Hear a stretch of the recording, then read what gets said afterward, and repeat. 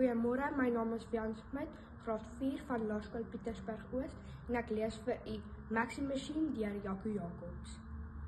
So, jy's 'n professionele sportman, sê pa. Hoe lyk dinge? Die ekonomie lyk maar sleg. Sukkel mense in die rostiebedryf ook om geld te maak? Ek rol my oë. My pa se rekenmeester.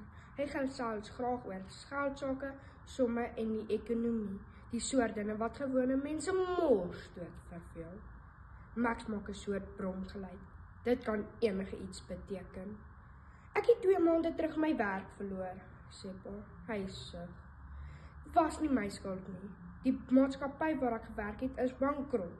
Dit was ook nie my skuld nie, die bestuur. Pa, sê ek. Hy kyk verbaas op.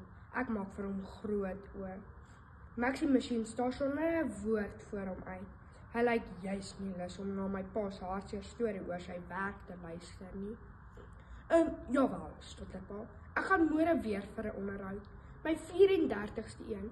Hou Martyn vas. Wian en Rian gesels onderlands en begin gegil.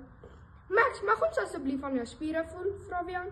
Sal jy saam met ons PlayStation speel, wil Rian weet. Sal jy ons wys hoe jou spesiale soepat en smeekgreep werk? Roep hulle gelyk uit. Max knik. Woehoe, juig die tweeling. Hulle storm nader. Eers bewonder hulle Max se bultende armspiere. Daarna gaan sit hulle die PlayStation aan en laat hom 'n speletjie kies.